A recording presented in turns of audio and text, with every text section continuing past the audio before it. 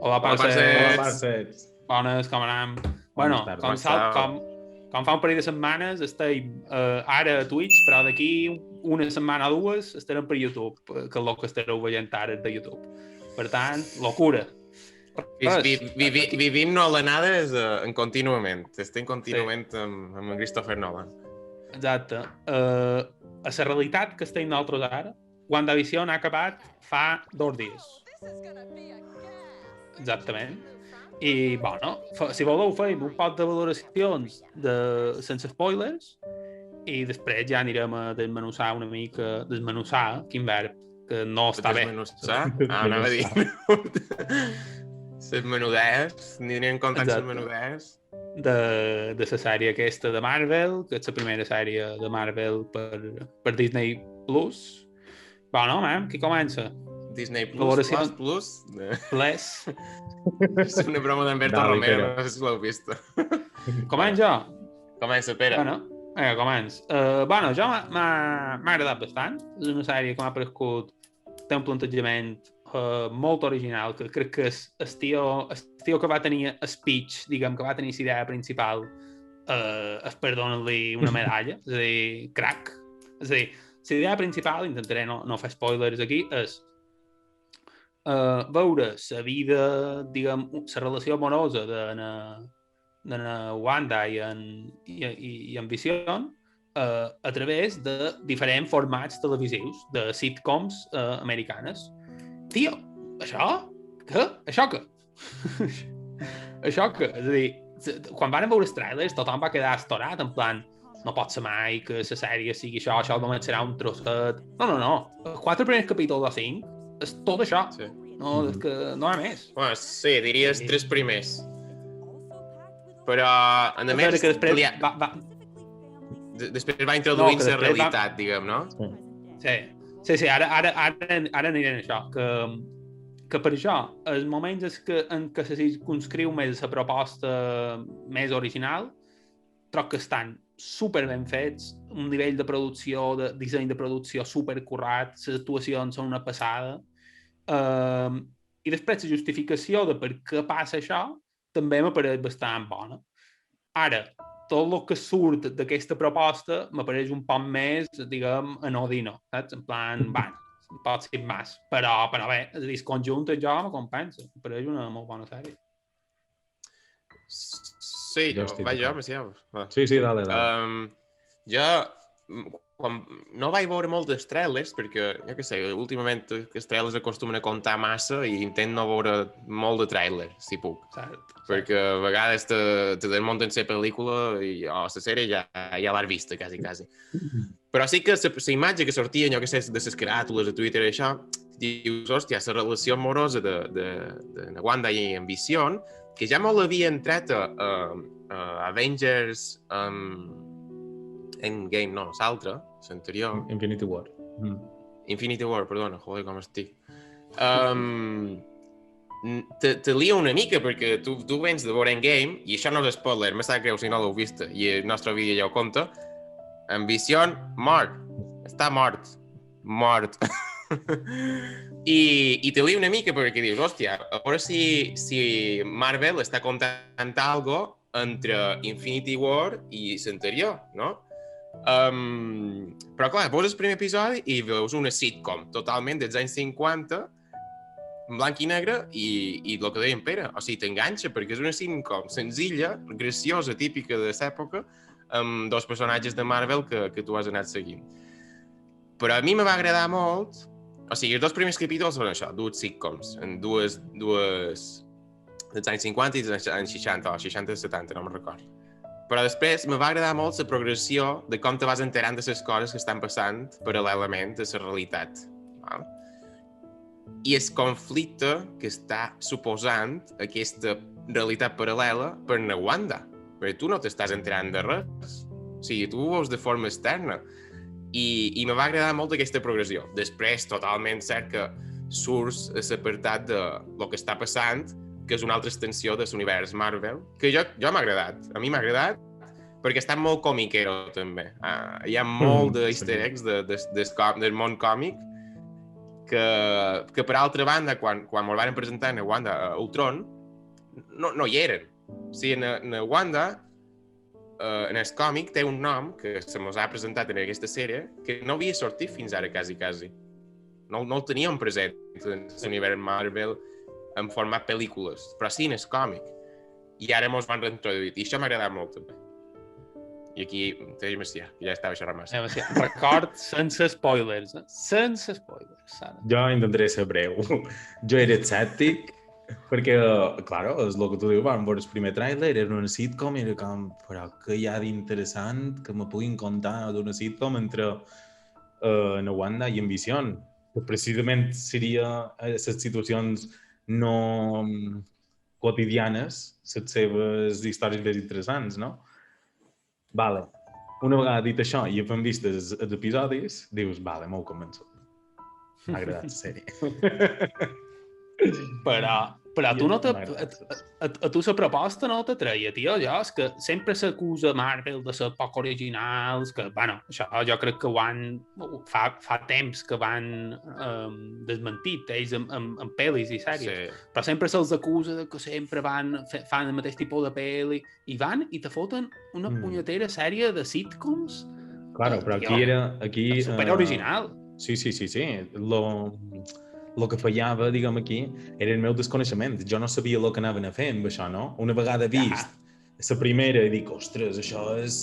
Jo havia vist Embrujada, la dels anys 50 no l'havia vist, només, jo què sé, per YouTube, això, qualque tros, però les referències que primer vaig entendre van ser les d'Embrujada. I clar, tu anaves mirant i dius, ostres, que aquí fan el mateix que l'altra sèrie, tal i qual, i a damunt evolucionen una dècada. Això ja era... Bé, aquí ja entrem amb spoilers, però bé. No, simplement que l'evolució me va agradar molt. Te planteja preguntes i després te'ls respon en mig episodi i tu dius vale, però en el mateix episodi te'n planteja de noves. I així vas progressant tu també. I això m'ha agradat. A mi m'ha agradat... Perdó. No, que en el mateix... Vull dir, que canvia de sitcoms en el mateix tràiler, vull dir, sabeu que van en blanc i negre, després més ochentero, després més setentero. Crec que no havia vist ni el tràiler. Ja ho sé, pega-me, però també és el que diuen Seba. No passa res. Veus un tràiler i te conta tota la sèrie, dius, tio, no m'ho contis la sèrie. No, sí, aquí amb el tràiler el que intuïes era que aniria canviant d'ambientació. Està molt guai les presentacions de cada sitcom. O sigui, són super fidels als estils de la dècada que estan presentant. És una passada. Inclús, no sé, aquestes càmeres que se mouen, se centren en una persona i surten les caràtules a sota. Està molt guai, m'ha agradat molt. Jo és que a Disney Channel fan Los Brady quan era petit i havia vist, o veia, no és que m'agradava jo la sèrie, però la meva començava després de lo que mirava jo, i vulguis o no, la sintonia de l'opening, l'inici, me'l conec. I clar, el vaig veure aquí i dic, mira, això són Los Brady, abans que ha començat l'episodi i tot. Ben que dir, si els has vist, els agafes tot d'una. I això t'agrada.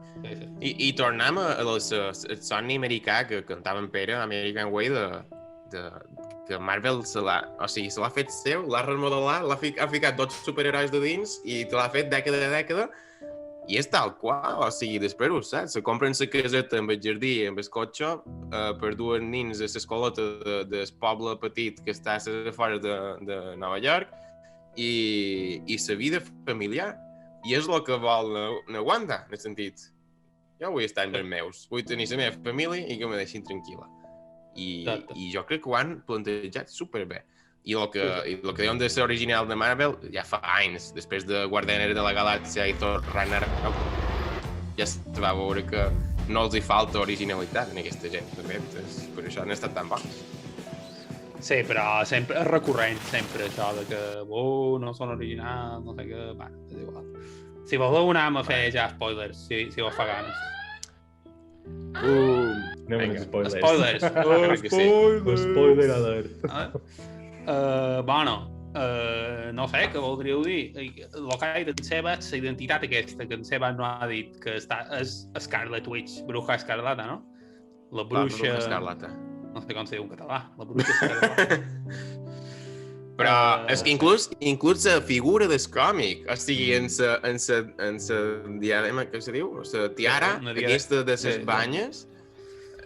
O sigui, i ho veiem, la primera imatge va ser quan En l'episodi... Per Halloween. En el de Halloween? Sí.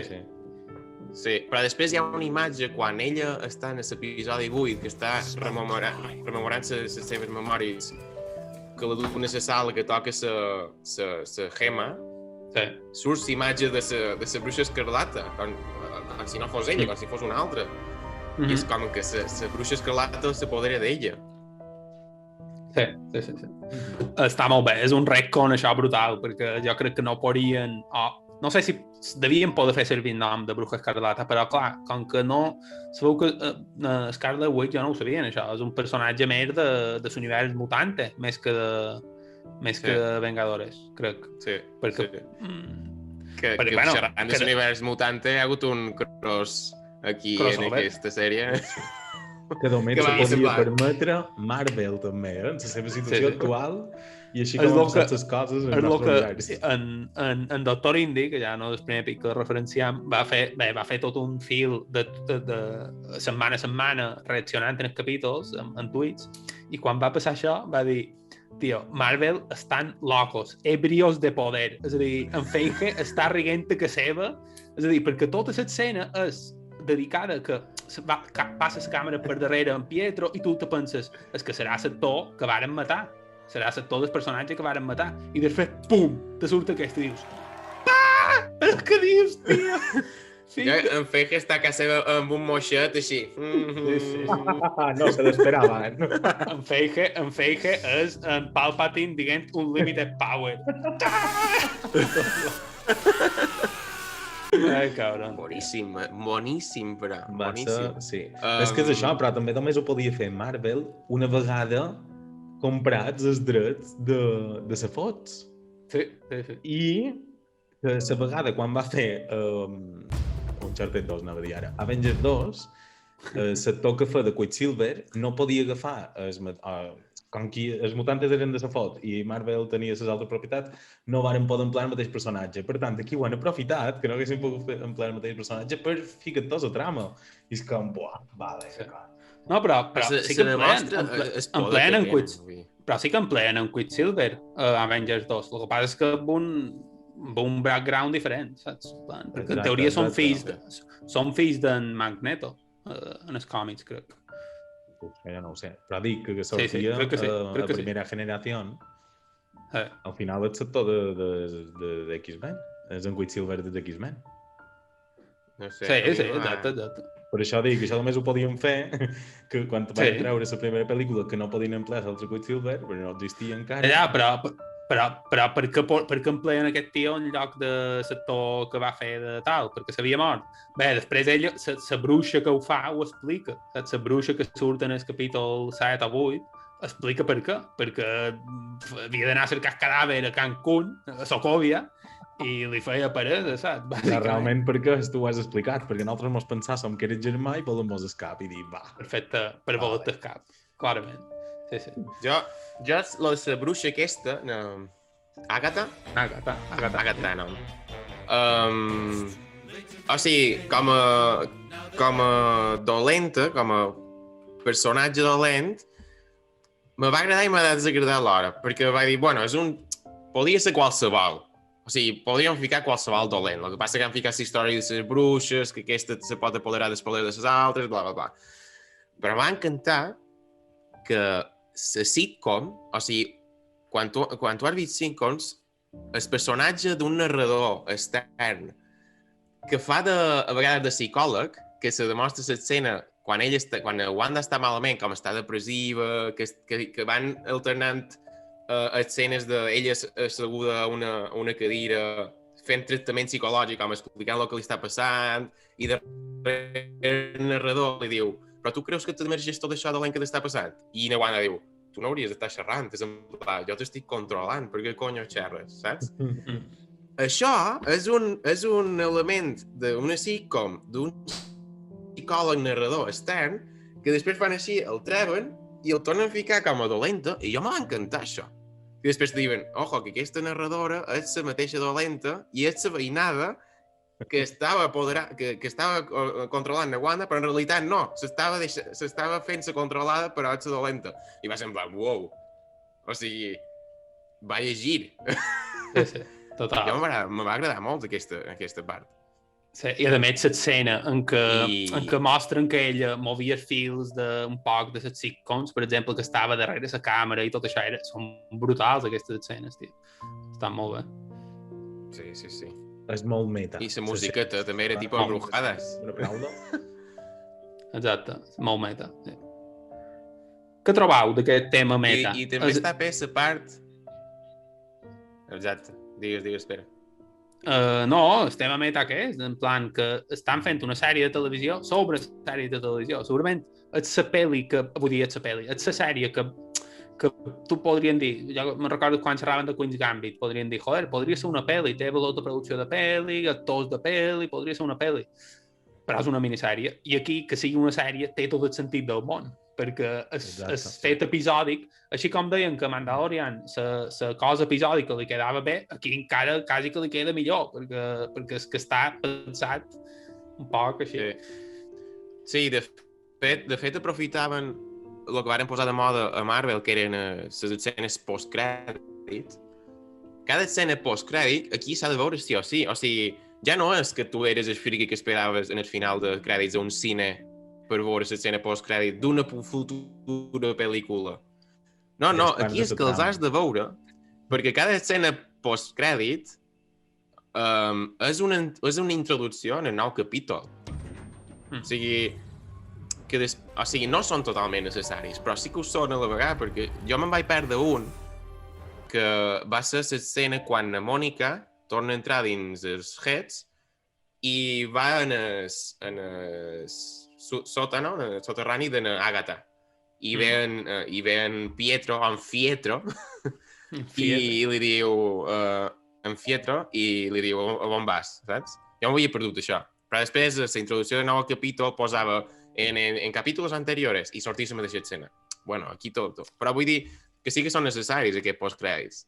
I m'agrada dir que ho van inventar ells i al final han dit no, és que les escenes postcrèdits són part del capítol també. I els has de veure. Jo també ho vaig pensar en això, perquè en el capítol final no n'hi ha una, sinó dues. Sí.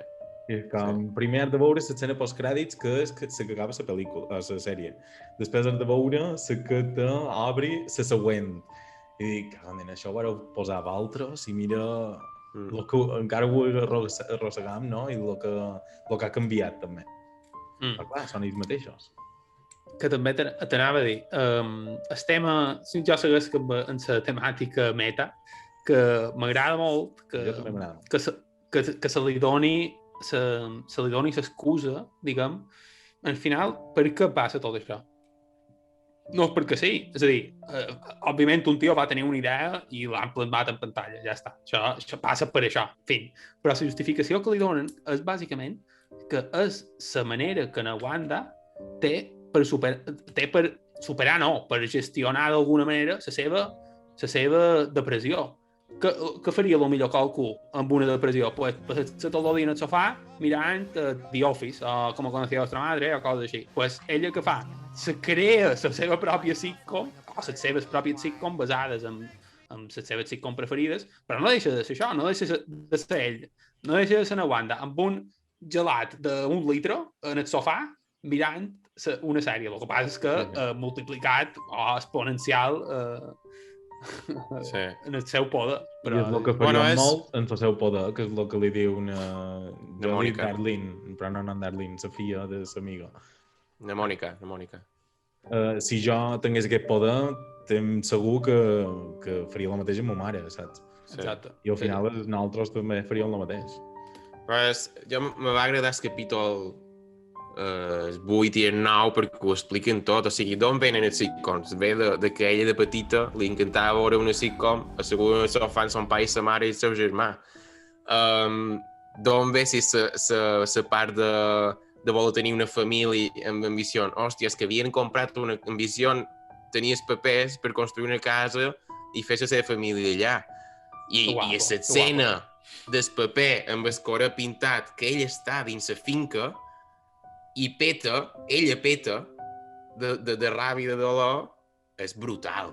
Aquesta escena Gallina de piel, també, Me comprau que el capítol 8 és el millor de la minissèrie. Sí. Sí. Fan el recorregut. La primera meitat, el capítol 8 i la primera meitat del 9, sublims. La segona meitat del 9, bueno, acaba. Quina és la primera? A què te refereixes en la primera meitat del 9, man? Ho vaig veure ahir i no sé a què te refereixes. Bueno, la primera part de la batalla, quan ella està intentant alliberar els seus fills i lluitar això, però després la bruixa, la dolenta, li fa veure que ella està controlant tota aquesta gent perquè ell està sentint molt de dolor, però està ocasionant dolor a tothom. I ella mateixa se'n dona compte quan la bruixa allibera els altres i els altres li comencen a dir: escolta, és que deixa'm la meva filla, deixa'm abraçar el manco, deixa'm que la duqui a l'escola que tu tris, però deixa'm fer alguna cosa amb la meva filla perquè no la puc abraçar. Tenir un paper per... Deixa'm-la dur, saps? I hi ha una dona que fins i tot li diu: escolta, mata'm perquè no puc més. I ella se'n dona compte, diu: hòstia, jo ho estic passant fatal, però és que estic fent passant fatal a l'altra gent. Fins en el punt de que torna a petar i diu: correu, vos forats perquè vos aneu, i després diu: i tu mateix com a espectador penses: no, és que Ambició se morirà. Si obris aquesta porta, Ambició deixa d'existir. I ella ha de decidir al final. O sigui, estem en les decisions dels herois, no? A posar el teu dolor per damunt dels altres. Me va parèixer sublim. I la part filosòfica, Vision contra Vision, no vaig llevar el sombrero i vaig dir: aquí que vam, fan així amb el micro, pum, i ala. Sí. Però per això t'he dit que la segona part també té moments, és a dir, al final, quan en el final ja els deixa anar i desfà la ficció, és de lagrimita també. Boníssim, aquest final. La frase final d'Ambición, que la tinc aquí perquè la volia dir tal qual, que diu: what is grief if not love persevering? Love persevering. Oh no! Shit! Lloro fuertemente. Bon, és a dir... Som uns romàntics. I després crec que ho torna a dir en el final. És a dir, ho diu en el capítol 8 i ho diu en el capítol 9. Crec que fa servir frases diferents, però tenen el mateix significat. Li diu com que diu: mira, és que mos han dit moltes vegades adeu, i ell li diu: mos tornarem a dir una altra vegada hola. I és en pla, hòstia...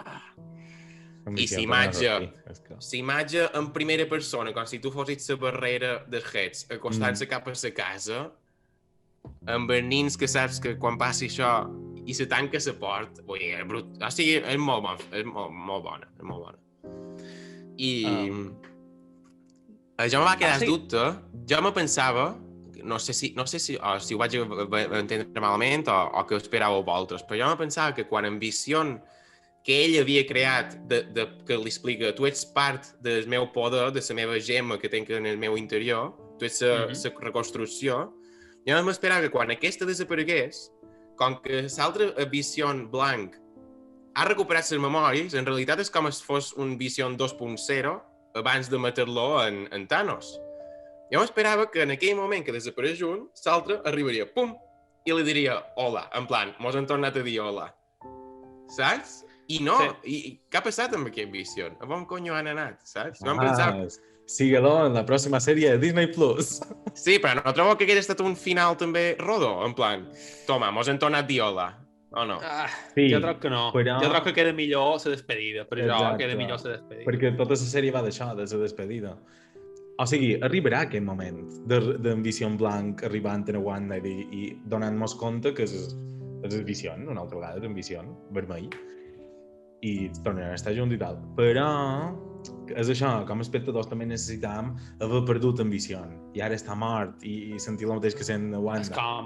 És exactament el mateix que el plan d'en Thanos, de Snap. És a dir, quan en Thanos aniquila la meitat de la humanitat, qui més qui manco sabia o podria intuir que s'arreglaria tot això, saps?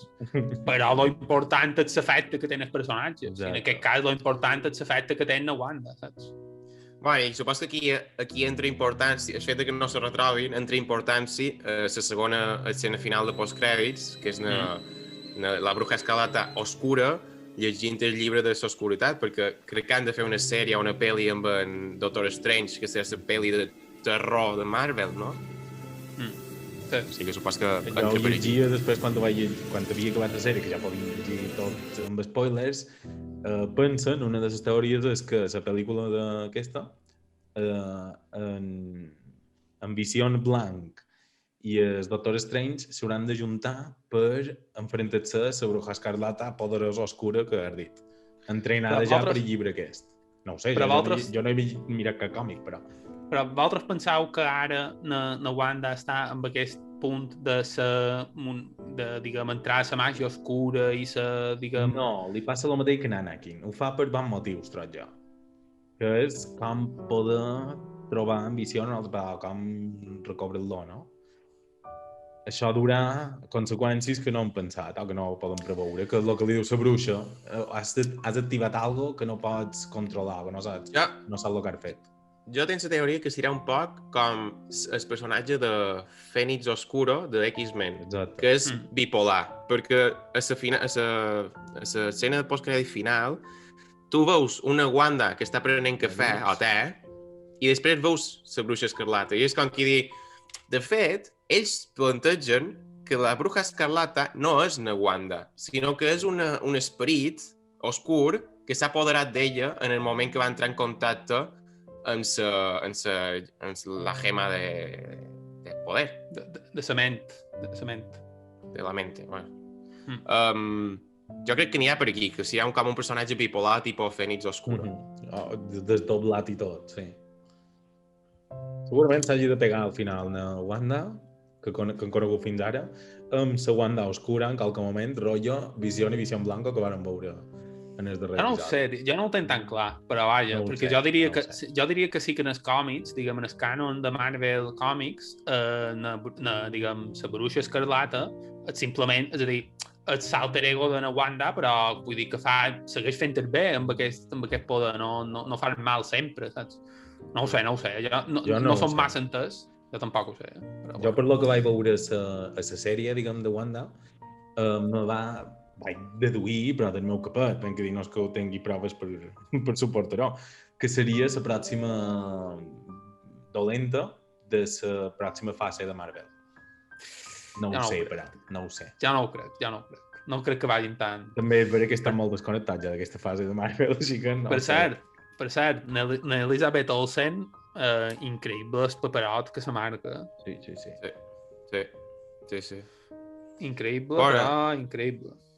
En el sector de Visió també, quan se fa colló, tot el rato. Sí, tots dos en general ho fan colló, és veritat.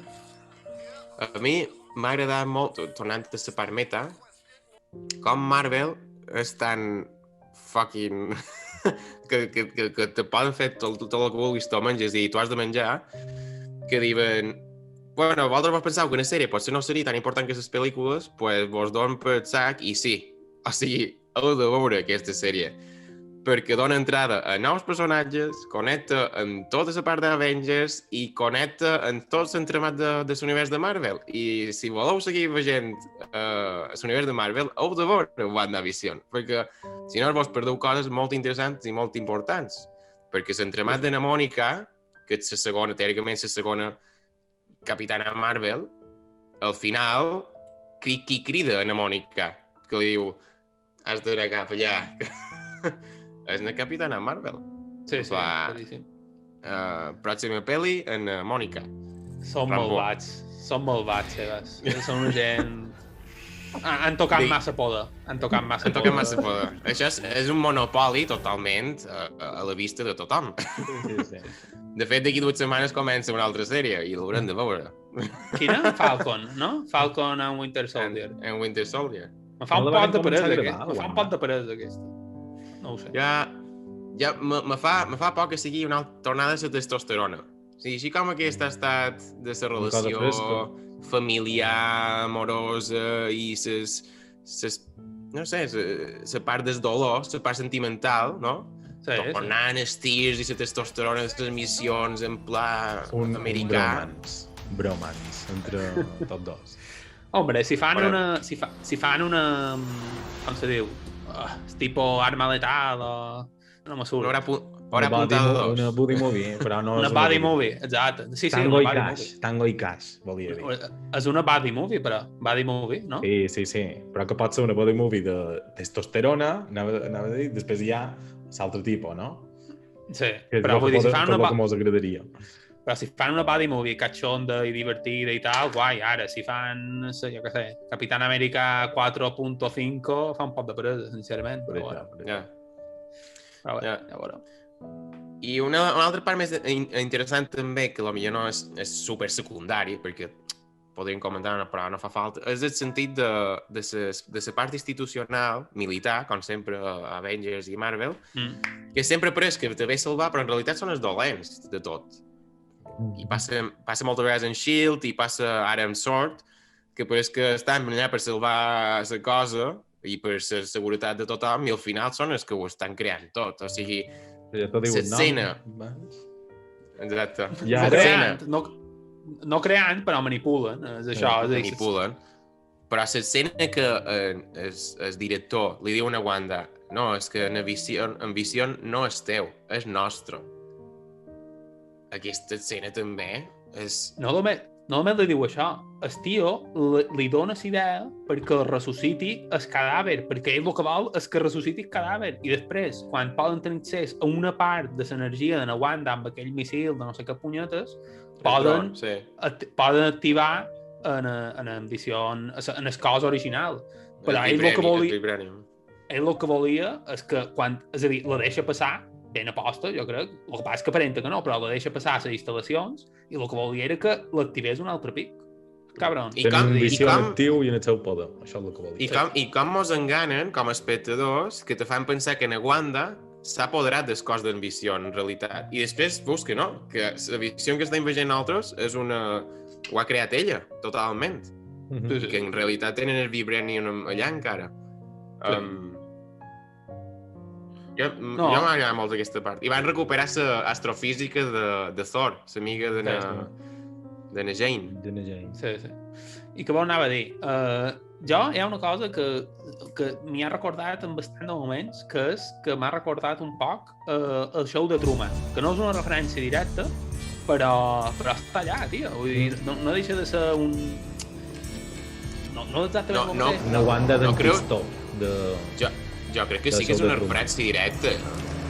Sí, no sé, està allà. Ambició és en Truman. Ambició. Sí.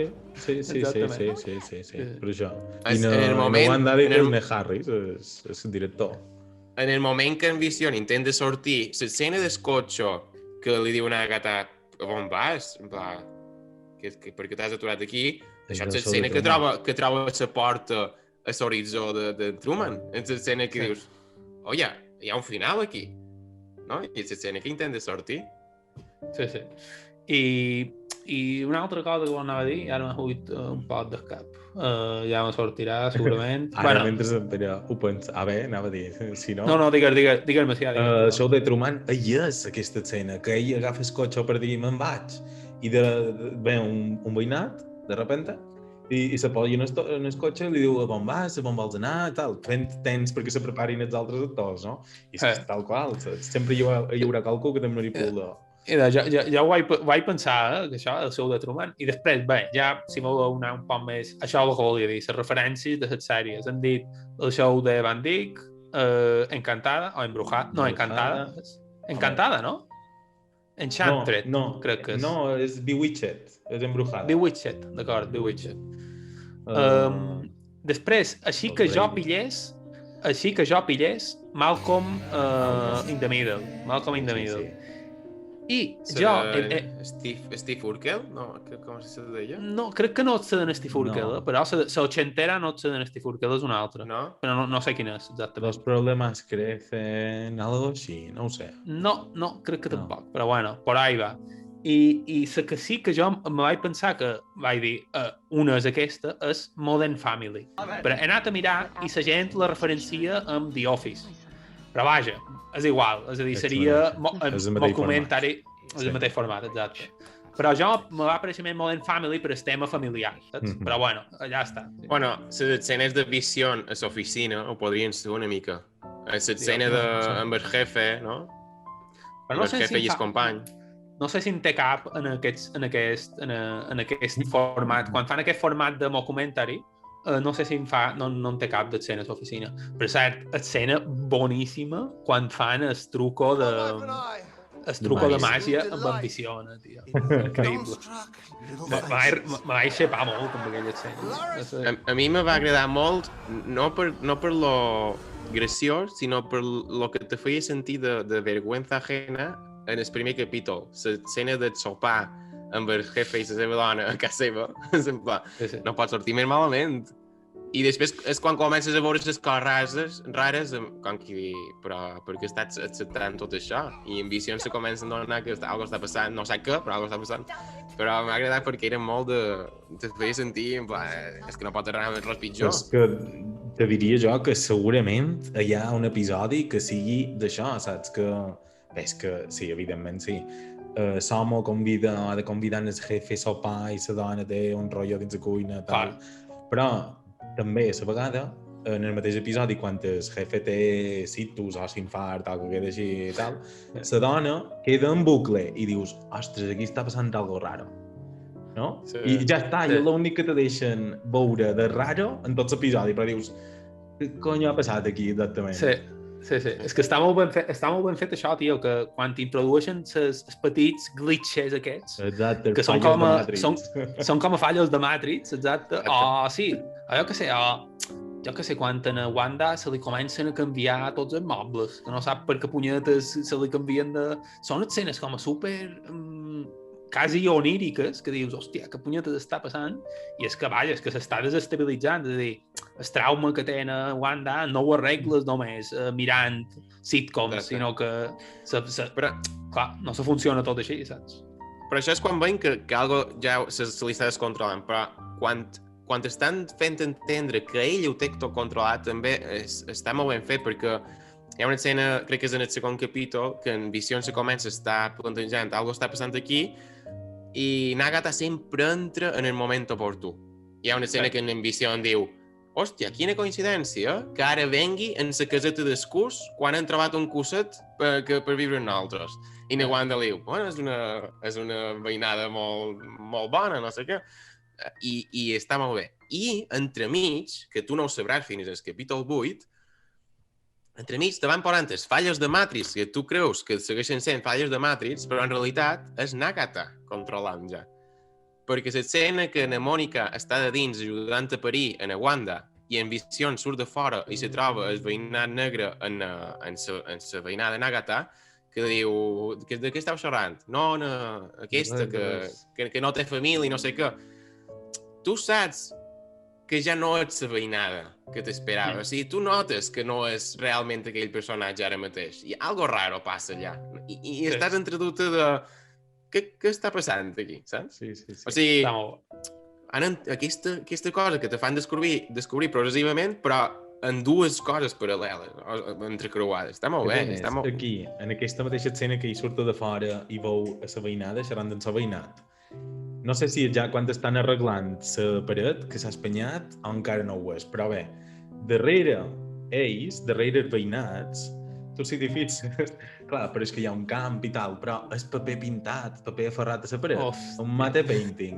I dic, què dius, tio, com si fos el decorat de veres de la sèrie, saps? És que està coenut.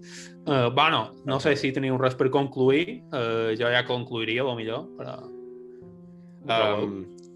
Bueno, jo tornaria a la batalla filosòfica entre dues visions. M'ha encantat. Ja, boníssim. Sí.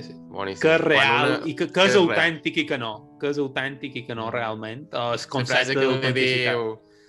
Cap dels dos és real i tots dos són els reals. I dius, En Visió li diu, jo no sóc en Visió, de veres, sóc en Visió condicional. I el blanc se queda així i diu, necessito més informació. Sí. És boníssim això, és boníssim això, perquè se nota, se veu que en Ambició li han llevat només la memòria, però no li han llevat la capacitat de raonar, perquè és un robot, és un bitxo tan extremadament intel·ligent i poderós, l'intel·ligència artificial d'en Jarvis era tan pepino, que encara que no tingui la memòria, datos activats, que condena, si tu li entres una contradicció com aquesta, ell diu, vale, more data required.